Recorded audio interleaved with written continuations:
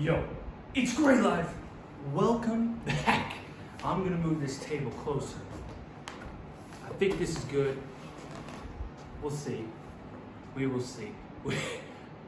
I can't see my camera right now. I can't see it. I can't see it. It's good to see you back, guys. I know it's been a while since I've gotten back on the channel. Dude, you guys, I have been terrible. And I have been just not recording videos when I probably should. But it's good to see you all. It's great to be here. And I can't wait to talk about what we have to talk about today. So I'm going to give a little, just a view on the world right now. And more than just the world, just everything. Like usual. Very off the cuff. However, I also want to announce something very cool. I said it recently on other social media stuff, and what I said was, the question was asked, what would I name a sermon? What would be the name of the sermon series, or just the name of the sermon for the part of life that I'm going through right now? And I said, will you stand or will you bend? So I'm going to create a little series on will you stand or will you bend, with forgiveness, with love, with all these other things that are crazy that I cannot wait to do, guys. But first of all, I'm going to talk about everything going on in the world. Let me break it down. Let me be hip. I'm going to be the hippest man there is. That's a lie. That's a total lie. Anyway, so I have been thinking about just things in the world right now, just thinking about YouTubers and things like this. Obviously, we see David Dobrik hasn't even come back yet. He hasn't even gone back on the scene, and there are other YouTubers taking his spot and growing and becoming bigger and better, which is crazy. It's crazy in my opinion to watch. But I'm also looking at the world right now and looking at everything that's going on. So I have a video that's on standby going up that I'll talk about. I didn't want to see, now I think I'm guilty of this right now, of seeing the world, everything that happened during the quarantine. I didn't want that to be forgotten. Whatever I learned, whatever happened, I didn't want to forget that. And I haven't released that video yet. I'm going to edit it one of these days. Eventually, I want to put an intro on it, and it's never going to happen. I just got to edit the normal stuff and then bring it in. But put it into perspective. I didn't want to forget. I didn't want to forget what I learned. Didn't want to forget what I was going to do. Didn't want to forget any of that stuff. And I feel like personally in my life that maybe I have forgotten it. Maybe I've lost a little bit of sight on what I learned during the quarantine and a few other things. And I'm being put in a very, very stressful situation. My life is chaos, always. Currently right now, it's very stressful, and God's going to definitely come through, Lord, please. And it's going to be awesome. I can't wait to see. But number one thing, I want to talk about what the world is like right now. And I feel like a lot of people have done this, because now we've kind of gotten, if not where this is going to be setting out in the near future, or what it's going to be. And we've gotten to our new normal. And I think people don't want to say this, but the new normal is insane. I have said 100 different things about COVID in my personal things, and eventually I'll probably talk more about it. But the craziness of the whole COVID thing, which I don't think is as serious as it is, and it definitely has some seriousness to it. But for me, like, maybe I'm wrong. Maybe I'm wrong. I'm open to that. But I also understand that. I understand what Jesus called us to, and I understand that back in the day, like, think about this. They were going into villages where they were going to be either stoned or killed or attacked, or Paul was thrown in jail 100 different times. Like, Peter was crucified upside down eventually for preaching the word and things like this. And there was also disease going on at this time. I want you to know that, like, even during this time where people were going, like, right after Jesus died, which we're like, oh man, we're not exactly like that. We are. It doesn't matter. Like, we are post-Jesus. If you believe in Jesus Christ, you're meant to go make disciples of all nations. That's period. So, I'm sorry. I know you want me to tell you it's okay, but it's not. You need to go tell Joe Smo down the street that you love him, and then you need to tell him about Jesus. Just go do it, okay? Just do it. You with the face. Do it. Tell people about Jesus.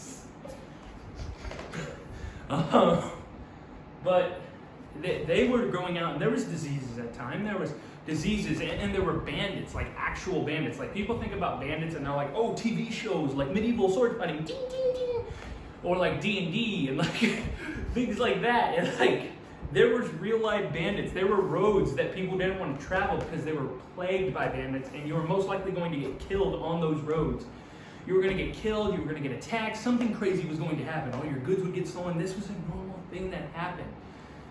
Dude, and also during that time, not only were the new Christians being put in places that were terrible and this, but they were also getting pushed to grow. So right now, I understand, but I also want to push people to say, like, we need to go out and love people and show people love. No matter what that is, no matter if that's going to your elderly neighbor and going, hey, I'm going to go get some groceries from the store. What do you need? Like, give me a list. I'll go out and go grab it. Or even going to see those people that right now need love and they need affection and they need to be cared for. But right now, because of COVID-19, nobody wants to go and do that. Nobody wants to go do that because it's too scary. Oh, it's so scary. I could get the disease. But you got Jesus. And I think we downplay that call right now. Jesus told us to go make disciples of all nations. He even said that people are going to hate us because of him, because they hated him, so they're gonna hate us. And I know that it's scary right now to even preach. And I'm not calling everybody that's watching this video to go preach. I'm telling people to go, if you know who Jesus Christ is, if you've come to know Jesus Christ, talking to Christians out there, people who claim the name of Jesus, people who know who Jesus is, you know what you're supposed to do. You're supposed to go make disciples of all nations. One of the most convicting things that got told to me was like, okay, how many people have you gone to go? Actually, first of all, go check out the Real Remnant Church page on Facebook. There's sermons on there. There's the Real Talk web series. There's Real Talk Lives. Go check them out. They're awesome. And this was actually in one of the sermons done by Todd Blank himself, the mystic, the man, the beautiful man. He's awesome. I do love him as a pastor and things. And I'm not telling you to preach like him or anything like that, but he's awesome. And he said, he asked a very good question. He said, how many people have you told about Jesus in the last week? Before you get uppity and say, oh, well, it's only been a week. We've been quarantined. Before you do that, what about the last 2 weeks? What about the last 3 weeks? What about the last month? What about the last 2 months? What about the last 3 months? What about the last year? How many? And when he said that, it made me think. It was actually really convicting. So I asked you guys to go out and go tell people. Right now, everything is crazy. People don't know what to believe, and people don't know what to do, and people are scared, and they're afraid, and they don't know what's going on. They know they got to wear a mask in public, and they're scared of riots in the streets, and they're scared of everything. They don't know how they're going to make their bills. They don't know anything right now. They want good news, and that's the crazy thing, because Jesus calls what? What does Jesus call the news on the cross? What does Jesus call his death on the cross? What is it called? It's called the good news. It is the good news, and it's amazing. People want to be saved right now. People want an answer. People want to see. It's time. This is the perfect time. Talk to your friends, your family. People want to know. I've seen and heard of people coming to Christ that people would have never thought would have come to Christ. So go, do it, tell people, be awesome people, go do it. Anyways, I just want people to go know Jesus. I think I always go like this. I know it's uncomfortable. I know it's super uncomfortable. It's super uncomfortable to ever talk about God, because here's the truth. In high school, it sucked because you thought everybody was going to hate you for talking about God, for talking about Jesus, for being that person. Yet, it was also super cool to know people who were Christians who lived it out, who didn't always speak with their words. Now, when they were asked about why they were doing stuff, did they talk about Jesus? Yes, they did. When people wanted to know why they were different, did they talk about Jesus? Yes, they did. When things were different about them, did they talk about Jesus? Yes. Were they willing to stand up for him and claim the name even when it was difficult? Yes, they did. But the cool part was to see those people walk out Jesus in every aspect of life. Walk out what he calls us to do, and that is beautiful and that is amazing. And you should do that. I know it doesn't seem like it makes sense, but I ask you to do that. It's super fun, cool. Other things that I've been thinking I've been thinking about forgiveness a lot, man. And just the idea that we're very fickle and aggressive people. In America, we give no craps. Like, we will rip each other apart like nothing. Whether that's people in the church or whether that's not. And I've been thinking about like the true meaning of forgiveness and the true meaning of grace and how beautiful it actually is. And when you think about the thief on the cross, like think about what actually was said. He had mocked, he had spit at Jesus, he had attacked Jesus on the cross as he sat there. And right before it all ended, right before he died, he said those powerful words. I wish I had a Bible right now to read it to you, because it's so powerful. And every time I read those words, like, it reminds me of the heart of God and the heart of Jesus, because he says, today you will see me in paradise. He forgave him right there, even though he had just done that an hour or two ago. We don't forgive people if they stubbed our toe 3 days ago. If somebody stepped on your foot a week ago, you're still like this. You're like, Jeremy, do you know what he did to me? He stepped on my foot. Did he do it yesterday? No. He did it 3 weeks ago.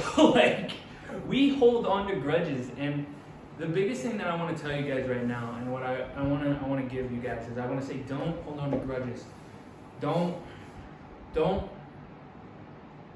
Those are battles that aren't meant to be fought by you. I think it's super powerful that when we realize that, yeah, okay, Joe Smo could punch me in the face, but you want to know what's so powerful about what Jesus tells us to do about that? Sometimes, now obviously Jesus says, he's also said to shake the dust off your sandals and walk out of that town, but say somebody does punch you in the face because you believe in Jesus, offering him the other cheek. Not to just go, boom, you just go, if you must. That's powerful.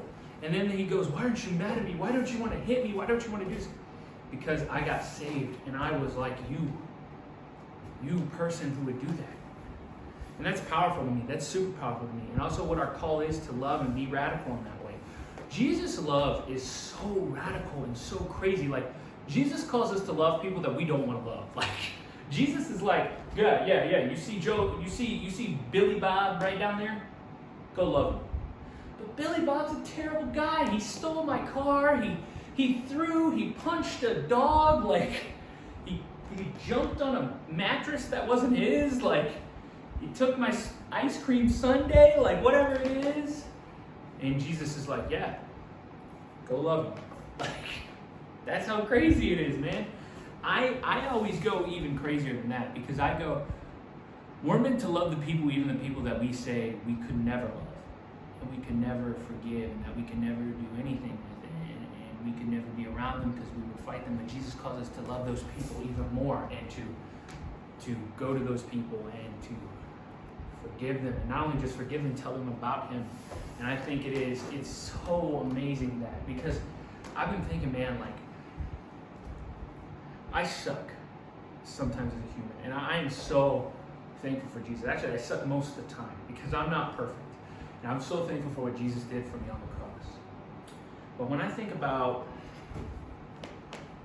everything, and about how many times we don't want to forgive the murderer, or we don't want to forgive the adulterer, we don't want to do, which, by the way, adultery happens and nobody wants to forgive that person, but I think it's far more beautiful when somebody does. Now, that doesn't mean you have to. I'm not telling you to always. But what I am saying is, people who have been forgiven, forgive much. If you have been forgiven much, you will forgive much. And that's powerful, man. That changes me. That convicts me. Like, how many times did people stepped on my toes or hurt me and I don't want to forgive them? And Jesus blatantly tells us, like, I was crucified and I forgave everybody's sins. Like, put that in perspective, and it doesn't make much, like, there isn't much of an argument, guys. There isn't much of an argument. But just remember to forgive. And I encourage people to go into the Bible and learn about forgiveness, because if you take a second to truly learn and to truly read into the words of Scripture, I sound like I'm from John Atkins or something in the long land of Britain. No, make it. I can't speak English. enough of that. But I encourage you to get into the Word and get into the Bible and really look into learning about forgiveness, because we've all heard about forgiveness. We all know the forgiveness that Jesus offers, but we also sometimes forget about the forgiveness that we're supposed to offer because we are forgiven, and understand that it's because of how Jesus has forgiven us that we are supposed to offer it. And I think that's very important to understand. And I know I've rambled a lot, but I was thinking about this, and I knew I needed to give you guys a video this week. So sorry for the long wait. I do have one where I actually have a Bible and I get to talk about stuff coming up. And then Will You Stand or Will You Bend is actually, I'm going to have notes and things to talk to you guys about it, because I'm actually super excited about it. But I just wanted to ask you guys to look into forgiveness. And we've talked about forgiveness on the channel before, about the idea of the radicalness of forgiving a murderer because it's all the same. It's all the same. I saw a video of a guy. He told this murderer, the guy who killed his brother, that he had forgiven him. I got shivers. Like, part of me feels for that guy because I know how angry I'd be. And like, it was so beautiful. It makes me kind of want to cry because it was so beautiful, because he walked forward and he said, I forgive you. I forgive you because of Jesus. And that was that moment of understanding that is radical love in that moment. It isn't easy, and sometimes radical love requires sacrifice. It's not easy, and sometimes it does require sacrifice, just like I just said. However, it's so beautiful. And that's what Jesus does with us, and it's so amazing. But I encourage you to go look into the Bible about it, and I encourage you to do devotions and stuff, and go learn. Go do the crazy stuff, and pray to God about it, and things like that. Guys, I love you all so much. So much. Let me kind of move the table. I said I love you so much. You're so amazing. You're beautiful, and you're beautiful, you're handsome, you're amazing. All those lies that are told to you, I feel for you. We're ripped down by the enemy's attacks, but we're also ripped down by each other. But remember what Jesus did for you. Remember who you are in him. Remember that if you are a son of Christ, you are a daughter of Christ, you are a king, you are a queen, you are a high priest. Remember who he says you are, not who they say you are. And by they, I mean the crowd. I love you all. You're amazing. You're going to do far more amazing things than I could ever do. Let's go.